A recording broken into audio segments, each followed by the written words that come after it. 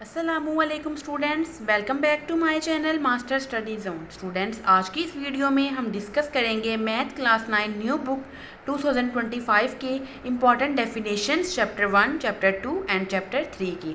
बहुत से स्टूडेंट्स को प्रॉब्लम आ रही थी कि इसमें से कौन सी इंपॉर्टेंट डेफिनेशंस हैं, कौन सी डेफिनेशंस आपने याद करनी है। तो स्टूडेंट्स, आज की इस वीडियो में हम डिस्कस करेंगे important definitions of math class 9 new book 2025।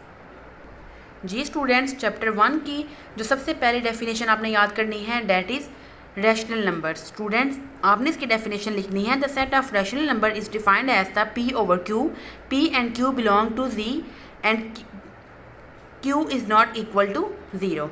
Students, rational numbers वो नंबर हैं जो कि पी ओवर क्यू यानी कि ओवर की फॉर्म में हो और जिसमें स्टूडेंट्स जो डिनोमिनेटर है जो आपका क्यू है वो नॉट इक्वल टू ज़ीरो हो। तो ऐसे स्टूडेंट्स नंबर्स को हम क्या बोलते हैं? Rational numbers.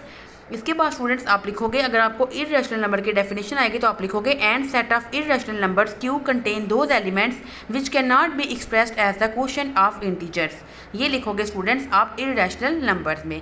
नेक्स्ट स्टूडेंट्स, आपकी डेफिनेशन है टर्मिनेटिंग डेसिमल नंबर की। स्टूडेंट्स, ऐसे डेसिमल नंबर जिनके फाइनाइट नंबर ऑफ डिजिट्स हों, मीन्स के जिसके डिजिट्स आपको पता हों कि इसमें इतने ही नंबर्स हैं डेसिमल पॉइंट के बाद, उनको हम कहते हैं टर्मिनेटिंग डेसिमल नंबर। स्टूडेंट्स देखिए, नाम से ही शो हो रहा है टर्मिनेटिंग यानी कि एंड हो जाना, स्टॉप हो जाना। इसमें जैसे फॉर एग्जांपल आप 1 को 4 से डिवाइड करो, आपके पास एग्जैक्ट आंसर आता है 0.25। तो ऐसे नंबर्स को हम बोलते हैं terminating decimal numbers. Students, next जो आप डेफिनेशन करोगे वो है non terminating decimal number. Students, ऐसे डेसिमल नंबर जिनके इनफाइनाइट रिपीटिंग पैटर्न्स हों डिजिट्स के डेसिमल पॉइंट के बाद, उनको हम क्या बोलते हैं? Non terminating decimal numbers. For example students, अगर आप 1 को 3 से डिवाइड करो, आपके पास जो है वो डेसिमल के बाद वैल्यू जो है वो रिपीट होती जाएगी 0.3333 सो ऑन, ये चलता जाएगा, यानी कि जो आपके पास 3 है वो रिपीट कर रहा है इनफाइनाइट नंबर्स तक, उनको आप बोलते हो non terminating decimal number. Students, इसको जस्ट आपने एमसीक्यू के लिए इस लाइन को आपने रीड करना है, ये आपने पूरी लाइन आपने याद नहीं करनी, जस्ट इसको आपने एमसीक्यू के लिए आपने इसको एक दफ़ा पढ़ना है। डेफिनेशन आपने करनी है रैशनल नंबर की, इररेशनल की, टर्मिनेटिंग की and non terminating decimal numbers की। नेक्स्ट स्टूडेंट्स हम डिस्कस करते हैं। जी स्टूडेंट्स, नेक्स्ट आपने डेफिनेशन करनी है डिफाइन रेडिकेंड। आप लिखोगे a real number under the radical sign is called radicand. For example students, एक नंबर जो कि किसके अंडर हो? रेडिकल साइन के। आप लिखोगे क्यूब रूट 5। स्टूडेंट्स, ये क्या है? एक रेडिकेंड है। आप अंडर रूट 5 लिखोगे और बाहर क्या है? आपका क्यूब रूट है, क्योंकि आपके रूट के बाहर क्या है? 3 है, तो इसको आप पढ़ोगे क्यूब रूट। अगर आपका खाली अंडर रूट हो तो हम पढ़ते हैं स्क्वायर रूट, बाहर 3 है तो आप इसको पढ़ोगे क्यूब रूट 5। तो आप स्टूडेंट्स एग्जांपल लिखोगे किसकी? रेडिकेंड की। Next student, most important definition है डिफाइन सर्ड। आप लिखोगे an irrational radical with a rational radicand is called surd. Example आप लिखोगे if we take the nth root of any rational number then square root बाहर क्या है? n, a is a surd. ये आप इसकी क्या लिख दोगे? एग्जाम्पल। जी स्टूडेंट्स, नेक्स्ट आप टाइप लिखोगे मोनोमियल सर्ट की, बाइनोमियल सर्ट की और कॉन्जुगेट सर्ट की। स्टूडेंट्स, ऐसी सर्ट जिसमें एक सिंगल टर्म हो स्क्वायर रूट के अंदर, उसको हम कहते हैं मोनोमियल सर्ट। इसके बाद स्टूडेंट्स, ऐसी सर्ट जिसमें कंटेन हो सम ऑफ 2 मोनोमियल सर्ट, जैसे कि square root 3 plus square root 5, उसको हम बोलते हैं बाइनोमियल सर्ट। और students, under root A plus under root B and under root A minus under root B are called conjugate surds of each other. Students, ये 3 definitions आपने याद करनी है।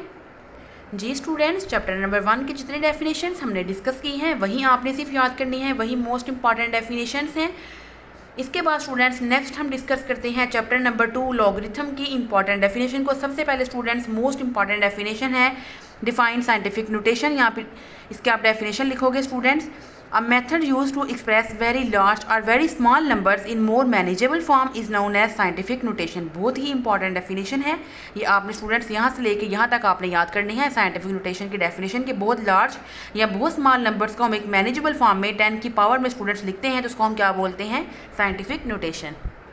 जी स्टूडेंट्स, इसके बाद आपने डेफिनेशन लिखनी है डिफाइन लॉगरिथम। तो आप लिखोगे students logarithm is based on 2 Greek words logos and arithmos which means ratio और प्रोपोर्शन। यहाँ तक स्टूडेंट्स आप इसकी डेफिनेशन लिखोगे डिफाइन लॉगरिथम।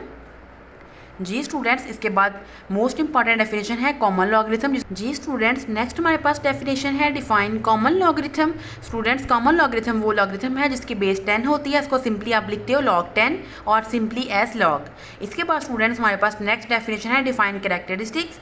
स्टूडेंट्स, लॉगरिथम का जो इंटीग्रल पार्ट है उसको आप बोलते हो characteristics. It tells how big और स्मॉल दी नंबर इज। ये आप डेफिनेशन लिखोगे डिफाइन कैरेक्टरिस्टिक्स की। नेक्स्ट हम डिस्कस करते हैं स्टूडेंट्स डिफाइन मैंटीसा। जी स्टूडेंट्स, मैंटीसा की डेफिनेशन आप लिखोगे the mantissa is the decimal part of logarithm. It represent the fractional component and is always positive. Example आप लिखोगे for example in log 5000 is equal to 3.698 the mantissa is 0.698। ये आप इसकी लिख दोगे एग्जाम्पल। जी स्टूडेंट्स, जैसे हमने पीछे डिस्कस किया कॉमन लॉगरिथम को, बिल्कुल ऐसे ही नेक्स्ट आगे नेचुरल लॉगरिथम है स्टूडेंट्स। दोनों बहुत इंपॉर्टेंट डेफिनेशन है। Natural logarithm is the logarithm with base e. Students, उसकी बेस 10 थी, इसकी बेस ई है, where e is the mathematical constant है और इसकी वैल्यू इक्वल है 2.71828 के। इसको आप डिनोट करते हो ln यानी कि नेचुरल लॉगरिथम से, और नेचुरल लॉगरिथम को हम कॉमनली यूज़ करते हैं मैथमेटिक्स में, पर्टिकुलरली इन कैलकुलस में, to describe the exponential growth, decay and many other natural phenomena के लिए। जी स्टूडेंट्स, इसके बाद डिफरेंस, मोस्ट इंपॉर्टेंट डिफरेंस है स्टूडेंट्स। जब मैं आपके साथ मैथ का फुल लेंथी पेपर 1 शेयर करूंगी तो उसमें आपको मैं हिंट दे रही हूँ स्टूडेंट्स, ये डिफरेंस बहुत इंपॉर्टेंट है, ये आपको टेस्ट में आ सकता है। कॉमन एंड नेचुरल लॉगरिथम का डिफरेंस डेफिनेशन में स्टूडेंट्स आपने तीनों लाइनें याद करनी है, तीनों पॉइंट्स याद करने हैं। कॉमन लॉगरिथम की बेस 10 है, नेचुरल की बेस ई है। इसको आप सिंपली रिटर्न करते हो log x या सिंपली log भी लिख सकते हो। इसको आप रिप्रेजेंट करते हो ln इंटू एक्स से। कॉमन लॉगरिथम को हम यूज़ करते हैं एवरीडे कैलकुलेशन में, specially scientific and engineering applications में। दूसरी साइड पे अगर हम देखें स्टूडेंट्स, तो नेचुरल लॉगरिथम को हम कॉमनली यूज़ करते हैं हायर लेवल मैथमेटिक्स में, पर्टिकुलरली कैलकुलस में, और एप्लीकेशंस ऐसे जिसमें इन्वॉल्व हो ग्रोथ या डिके प्रोसेस, उसमें हम यूज़ करते हैं नेचुरल लॉगरिथम को। जी स्टूडेंट्स, ये हमारी चैप्टर 2 की कंप्लीट डेफिनेशन थी। मैंने आपके साथ डिस्कस की कौन कौन सी डेफिनेशन इंपॉर्टेंट है जो आपने याद करनी है। नेक्स्ट हम स्टूडेंट्स डिस्कस करते हैं अपने chapter number 3 sets and functions की इंपॉर्टेंट डेफिनेशंस को। सबसे पहले स्टूडेंट्स आप इसमें डेफिनेशन लिखोगे define set. A set is a described and well defined collection of distinct objects, numbers और एलिमेंट्स। इसके आप एग्जांपल लिख दोगे, कैपिटल लेटर्स हैं A to Z। इसके बाद स्टूडेंट्स जनरली हम यूज़ करते हैं नेम ऑफ सेट्स को स्मॉल लेटर से, स्मॉल लेटर भी आप लिख सकते हो, और यूज्ड एज द मेंबर और elements of the sets. Students, इसके बाद आप लिखोगे डिफाइन सिंगलेटन सेट। ऐसा सेट जिसके अंदर ओनली वन एलिमेंट हो, that is called singleton set. For example 3 and A, इसमें सिर्फ एक ही एलिमेंट है, इसको हम क्या बोलते हैं, सिंगलेटन सेट। इसके बाद स्टूडेंट्स नल या एम्प्टी सेट कौन सा है, या वॉइड सेट। ऐसा सेट जिसमें कोई भी एलिमेंट प्रेजेंट ना हो, यानी कि जिसमें 0 नंबर ऑफ एलिमेंट्स हो, उसको हम क्या बोलते हैं, एम्प्टी सेट। अब स्टूडेंट्स आपने इस बात से कंफ्यूज नहीं होना, अगर आपके पास कोई सेट है जिसमें 0 लिखा है स्टूडेंट्स, तो वो एम्प्टी सेट में नहीं आएगा, बल्कि वो किस में आएगा, सिंगलेटन में, क्योंकि इसमें एक एलिमेंट 0 प्रेजेंट है। स्टूडेंट्स, नल सेट वो होते हैं जिसके अंदर कोई भी एलिमेंट प्रेजेंट नहीं होता, उसको हम बोलते हैं एम्प्टी सेट या फिर नल सेट। स्टूडेंट्स, इस पेज पे जो डेफिनेशंस दी गई हैं ये इतनी इंपॉर्टेंट नहीं है। इक्वल सेट है स्टूडेंट्स, ऐसा सेट जिसमें एग्जैक्टली सेम एलिमेंट्स हों दोनों सेट में, उसको हम बोलते हैं कि वो इक्वल सेट है। ये जस्ट आप एक दफ़ा इनको पढ़ लीजिएगा, ये इतनी इंपॉर्टेंट नहीं है। इक्वलेंट सेट स्टूडेंट्स वो है जिसमें नंबर ऑफ एलिमेंट्स जो हैं वो सेम होते हैं, यानी कि अगर ए सेट में 5 नंबर ऑफ एलिमेंट्स हैं, देखिए काउंट कीजिए 1 2 3 4 5, तो बी में भी 1 2 3 4 5 होते हैं, लेकिन इक्वल में नंबर ऑफ एलिमेंट्स भी सेम थे। ये देखिए 1 2 3, इसमें भी 1 2 3। इसके बाद स्टूडेंट्स नेक्स्ट हमारे पास सबसेट की डेफिनेशन थी। अगर every element of A is the element of set B है, तो हम उसको वो क्या बोलेंगे कि ए किसका सबसेट है, बी का। इसके बाद स्टूडेंट्स प्रॉपर सबसेट है, इम्प्रॉपर सबसेट है, यूनिवर्सल सेट है, पावर सेट है। इसकी जस्ट आपने डेफिनेशन, इसमें जो इंपॉर्टेंट डेफिनेशन है वो है स्टूडेंट यूनिवर्सल सेट की, ये आपने अच्छे से याद कर लेनी है। तो स्टूडेंट्स इस पेज के डेफिनेशंस इतने इंपॉर्टेंट नहीं है, जस्ट आपने यूनिवर्सल सेट की जो है वो याद करनी है, जस्ट बाकी को आप एक दफ़ा रीड आउट कर लीजिएगा। जी स्टूडेंट्स, इसके बाद आपने डेफिनेशन करनी है यूनियन ऑफ टू सेट की। Students, union of two set को हम डिनोट करते हैं ए यूनियन बी से। The set of all elements which belong to A और बी, और इसको आप कैसे लिखते हो, ए यूनियन बी। आप एग्जांपल भी लिख दीजिएगा। सेट ए में आप डिफरेंट एलिमेंट्स लिखिए, सेट बी में, और स्टूडेंट्स बाद में आपने सीक्वेंस वाइज असेंडिंग ऑर्डर में उन सब एलिमेंट्स को आपने अरेंज करके लिख देना है, तो वो क्या होगा, ए यूनियन बी। जी स्टूडेंट्स, नेक्स्ट ऐसे ही इंटरसेक्शन ऑफ टू सेट है। इंटरसेक्शन में आप इसको डिनोट करते हो ए इंटरसेक्शन बी से, और इसमें आप लिखते हो set of all elements that belong to both A and B, A intersection B, यानी कि इसमें हम वो एलिमेंट लिखते हैं जो ए और बी दोनों में हों। इसके बाद स्टूडेंट्स डिसजॉइंट सेट है, if the intersection of two set is the empty set, उसको हम क्या बोलेंगे, डिसजॉइंट सेट। इसके बाद स्टूडेंट्स ओवरलैपिंग सेट है, if the intersection of two set is non empty but neither is a subset of the other, the set is called overlapping set. इसके बाद students next आपने डेफिनेशन करनी है Venn diagrams की, बहुत important definition है students, आप यहाँ से स्टार्ट करोगे। Venn diagrams are very useful in depicting visual the basic concepts of sets and relationship between sets. इसके बाद स्टूडेंट्स नेक्स्ट आगे है these diagrams were first used by the English logician and mathematician John Venn. यहाँ तक याद करने के बाद स्टूडेंट्स अगर आपको डेफिनेशन आएगी डिफाइन वेन डायग्राम्स या व्हाट आर वेन डायग्राम्स, तो आप यहाँ तक लिखोगे। नेक्स्ट स्टूडेंट्स आपने ये पैराग्राफ MCQ के लिए ज़रूर पढ़ना है। इन द एडजॉइनिंग फिगर्स में द रेक्टेंगल रिप्रेजेंट करता है यूनिवर्सल सेट U को, लाइन सर्कुलर रीजन्स जो हैं, जैसे कि आपको ये लाइन नज़र आ रही हैं, लाइन सर्कुलर रीजन्स, ये क्या स्टूडेंट्स रिप्रेजेंट करती हैं set A, and the remaining portion of the rectangular represent the A complement यानी कि U-A। जी स्टूडेंट्स नेक्स्ट जो अगली डेफिनेशन आपने याद करनी है स्टूडेंट्स वो है ऑर्डिनेट की एंड एब्सिका की। स्टूडेंट्स ऑर्डिनेट की आप लिखोगे वाई ऑर्डिनेट को हम क्या बोलते हैं, वाई को ऑर्डिनेट स्टूडेंट्स हमारे पास जब भी हम ड्रॉ करते हैं एक हमारे पास एक्स एक्सिस है, एक हमारे पास वाई एक्सिस है। स्टूडेंट्स हर ऑर्डर पे कंसिस्ट करता है टू कोऑर्डिनेट्स पे X and Y. X coordinate की आपने डेफिनेशन लिखनी है और वाई कोऑर्डिनेट की आपने डेफिनेशन लिखनी है।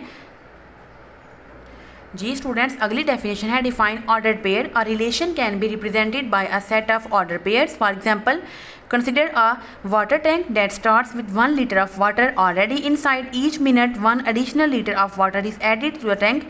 The situation can be represented by the relation r is equal to x comma y and y is equal to x plus 1। यहाँ तक स्टूडेंट्स आप इसकी एग्जाम्पल लिखोगे और साथ में ऑर्डर्ड पेयर की डेफिनेशन लिखोगे। जी स्टूडेंट्स नेक्स्ट हमारे पास मोस्ट इंपॉर्टेंट डेफिनेशन है डिफाइन फंक्शंस, बहुत ही इंपॉर्टेंट डेफिनेशन है students. A very important particular type of relation is a function, जिसको आप कैसे डिस्क्राइब करते हो, लेट करें A and B the two non empty set, F is the relation form A to B that is F is a subset of A multiply B. Second आप लिखोगे domain F is equal to A. Next आप student third point लिखोगे first element of no two pairs of f are equal, then f is said to be the function from a to b. The function f is also written as f function a into b. इसके बाद students आप next types of function, बहुत important definition है। First है students हमारे पास into function, आप लिखोगे if a function f a into b is such that range f is a subset of b, it is called into function. यहाँ तक आप लिखिए, आगे से खुद से ऐड कर लोगे is called into function. Next आप स्टूडेंट्स लिखोगे 1-to-1 फंक्शन, या फिर इसको आप इंजेक्टिव फंक्शन भी बोलते हो। If a function f from a into b is such that second element of no two of its order pair are same, then it is called injective function. Next आप लिखोगे students on to function, जिसको आप subjective function भी बोलते हो। Students इसकी आप definition लिखोगे सब्जेक्टिव फंक्शन की, if a function F A into B such that range F is equal to B that is every element of B is the image of some element of A, यानी कि B के जितने भी elements हैं उन सब की कोई ना कोई इमेज बन रही हो ए के एलिमेंट्स के साथ, उसको आप क्या बोलते हो 1-to फंक्शन या फिर सब्जेक्टिव फंक्शन। नेक्स्ट है स्टूडेंट्स 1-to-1 यानी कि 1-1 फंक्शन, जिसको हम ऑन टू फंक्शन या फिर बाइजेक्टिव फंक्शन भी बोलते हैं। स्टूडेंट्स 1-to-1 मीन्स ये है कि जितने भी एलिमेंट्स हैं बी में उन सब की अलग अलग इमेज बन रही हो ए के एलिमेंट्स के साथ। For example a function from A into B is said to be bijective function if it both 1-1 and onto. जैसे फॉर एग्जांपल देखिए स्टूडेंट्स एक्स का इमेज बन रही है बी के साथ, वाई की सी के साथ और जी की ए के साथ, यानी कि हर एलिमेंट की 1-1। इसको आप 1-to-1 कॉरेस्पॉन्डेंस भी बोलते हो कि हर एलिमेंट की अगले के जितने भी ए में जितने एलिमेंट्स हैं नेक्स्ट आगे जो भी आपको ए के एलिमेंट्स दिए गए हैं सबकी कोई ना कोई इमेज बन रही है बी के एलिमेंट्स की ए के एलिमेंट्स के साथ, और सबकी अलग अलग है। ऐसे नहीं है कि एक्स की सी के साथ भी बन रही हो और वाई की भी सी के साथ बन रही हो। जैसे आप यहाँ पे देखिए C1 की M1 के साथ भी थी और C2 की भी M1 के साथ थी, लेकिन इसमें ऐसा नहीं है, इसमें 1-to-1 कॉरेस्पॉन्डेंस है, एक एलिमेंट के साथ ही जो इमेज है वो बन रही है। तो स्टूडेंट्स ऐसे फंक्शन को हम क्या बोलते हैं bijective function. So students, this was all about our 2 days lecture. आपको आज के लेक्चर में कोई कन्फ्यूजन हो, आपका कोई क्वेश्चन हो स्टूडेंट्स, आपको स्पेसिफिक किसी टॉपिक पे कोई वीडियो चाहिए, आपने कोई टॉपिक समझना हो, या इसके अलावा आपको किसी भी चैप्टर की सॉल्व एक्सरसाइजेस चाहिए, उसके लिए आप मुझे कमेंट सेक्शन में मैसेज कर सकते हैं। स्टूडेंट्स, अगर आपको आज की वीडियो अच्छी लगी हो, वीडियो को लाइक करें, नेक्स्ट आगे ज़्यादा से ज़्यादा शेयर करें और मेरे चैनल को सब्सक्राइब कर लें ताकि इसी तरह के इन्फॉर्मेटिव वीडियोस, इन्फॉर्मेटिव लेक्चर्स आप तक पहले पहुंच सके। मिलेंगे स्टूडेंट इंशाल्लाह एक नेक्स्ट वीडियो में एक नए टॉपिक के साथ। तब तक के लिए अल्लाह हाफिज़।